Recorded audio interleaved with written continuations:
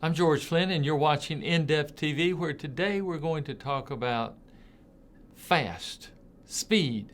Now, I'm not talking about talking fast. I'm talking about thinking fast. And the emphasis now is on thinking faster. Everything wants to go faster, it seems, in life. Now, I said everything. I didn't say everybody. But it seems all the processes want to go faster. Let's take going to the grocery store. You want to get in the fast checkout lane where you self-checkout. You don't want to wait on other people. You don't want to wait for anything in line. You just don't want to wait. And I understand that. I don't like waiting. You don't like waiting. And in our culture, where has this fast action, fast thinking, where has it led us? Are we happier? Are we better off? Maybe so in some areas. Maybe not in others. So if you're making fast deals, if you're making a deal, you've got to do it right now. Got to do it right now. You can't. There'll be no second chance. You got, the impossibility of taking a minute or two to consider what you're buying or what you're doing or what you're agreeing to. That doesn't bode well, because we humans, I hate to tell you, humans do not make decisions, in other words, real good decisions, extremely rapidly, unless you've had a lot of practice in making those decisions rapidly. Now, that's why we have our first responders. That's why we have, healthcare professionals. That's why we have attorneys. In court, they can make decisions fast. They're practiced. In hospitals, healthcare, workers can make decisions fast because they practice these things. And in every occupation, pilots of airplanes, they can make decisions rapidly because they practice, they drill, they practice all of these things. But something that you have not practiced, something that's the first time you're doing it, you might not make the same decision as you would if you're well versed in everything that can go wrong, everything, all the nuances. So that is the general message here. It's okay in certain areas to slow down. Slow down your thinking, be more considerate, be more open to other ideas. Some people think, well, it's my idea. It's got to be right. Nobody else is right. I'm not going to listen to anything else or anyone else. So I'm just going to push through. But other people will say, well, let's think about this. Let's sleep on it overnight. Now, you don't hear that anymore. And you ask someone a question, and what do they do next? In days before online, you would go to the library or you'd go to a resource center and you would look up the book. You'd go to the card catalog, you'd pull out the reference, you'd go to several books, and you would find the answers that you could from research. Now what do? Type it in Google or Bing or one of the search engines, and you get thousands of answers rapidly. Then you've got to sort through those and see which of the answers that applies to your situation. And there are answers to most anything. The problem is a lot of the answers online are someone's opinion. A lot of them are not based in facts. So be careful when doing that. I know it's a convenience, and I use it too. I use the online information system. We're in the information age. But information is coming at us so rapidly that it's hard to make a decision. Now, I'll go back to my analogy. I'll tell you, I've said this once or twice, but there's a lion. And in the old days, I don't know if they still do it or not, The lion would have a lion tamer or a lion handler. And the lion tamer would use a 3-legged stool or a 4-legged chair. Now, who in their right mind would use a chair or a stool to tame a lion? You know, you'd want to use something bigger, something forceful, wouldn't you think? But that's not right. This is all psychology. This is all animal psychology and human psychology, because we're the same, don't get me wrong. But what happens is with the 4-legged stool, they hold it and they put it in front of the lion. They don't hit the lion with it. And the 3-legged stool or the 4-legged chair, they'll put it in front of the lion, and the lion sees either 3 legs on the stool or 4 legs on the chair and doesn't know which one to attack. It gets confused. It's confusing. There's too much information coming into the lion. So what does the lion do? Nothing. The lion just gets confused and lies down and does nothing. It's the same with us. So much information comes at us that we get analysis paralysis. We try to analyze this. Okay, which kind of light bulb am I going to buy? I'm just taking that as an example. An incandescent light, the old school, the Thomas Edison type light bulb, 40 watt, 60 watt, 100 watt, 75 watt. What size base does it have on it? Is it a 3-way bulb or is it a single bulb? What is it? Or now we have the LED lights and the LCD lights. Some work with dimmers, some work without dimmers. So many choices. So much information coming at us.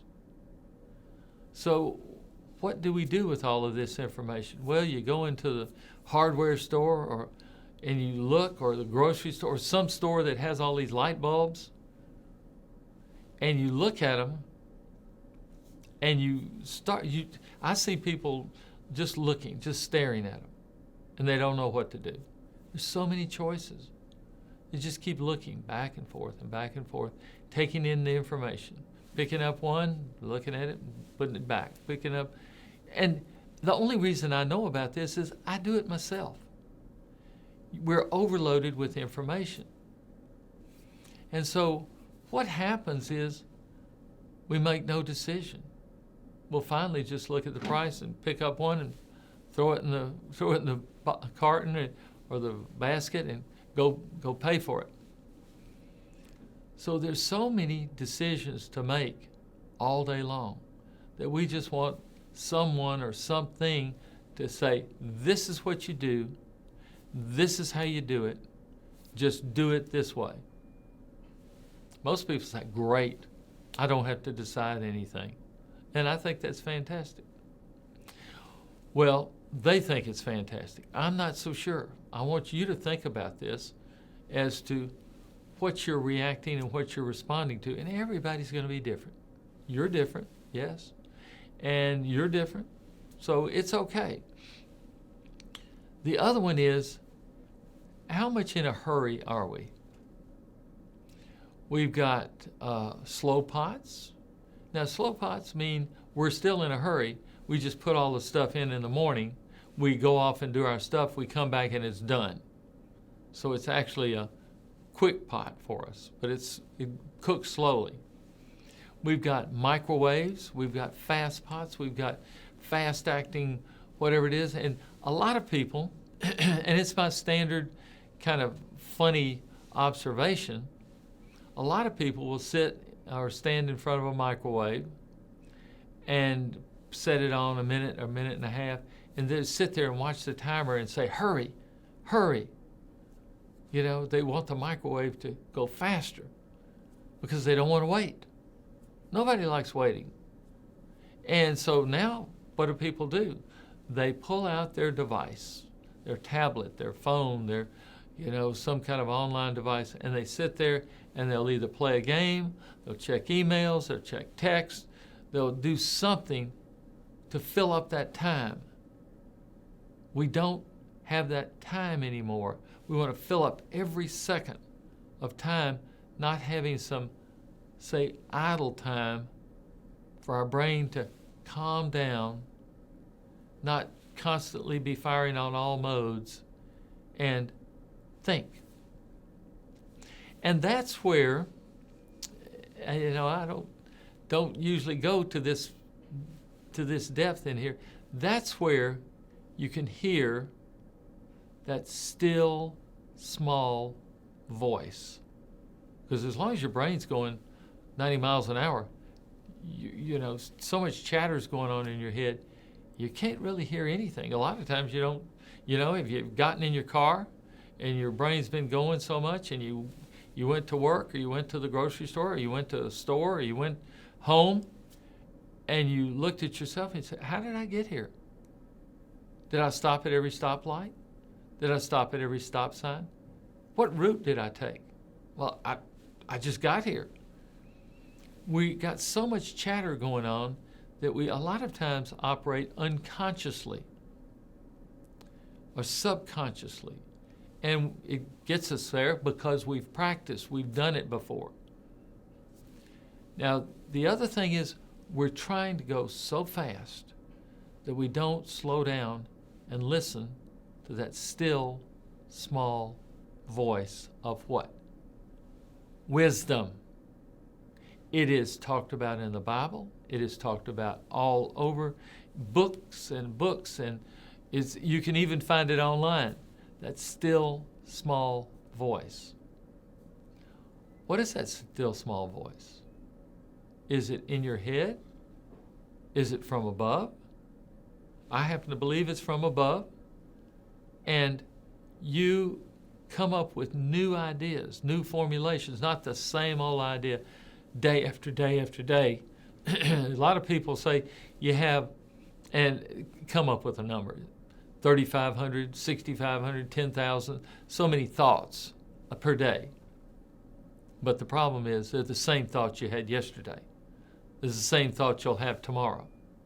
Unless you let your mind settle down and come up with ideas on its own, because most of the time you're juggling ideas that have been thrown at you from other people. So I want you to really consider slowing down, giving your brain a chance to think, giving yourself a chance to relax. And I'm not saying you have to go into meditation where you're supposed to clear your mind.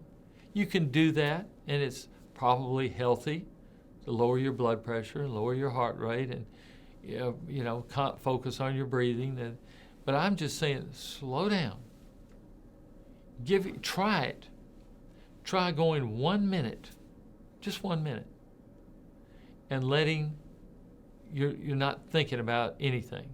And then when a thought comes to your mind, say, okay, go on. Just let it pass through your brain. Just try 1 minute. See what happens. I think you'll be amazed. Then the next time, try 2 minutes. If you don't like it, don't do it anymore. I'm just saying, try it. You might like it. And just remember, that lion tamer, the chair, all the information coming at you, shut it off for a minute so you can think, because you have got a good brain. And you can think for yourself. And you know who you are, and you know whose you are. So I want you to make sure that you get the chance to understand that and enjoy your life, because you're living the life that you want to live, not the life somebody else wants you to live. Slow down and relax and think for yourself. I'm George Flinn. Thank you for watching. We'll see you next time.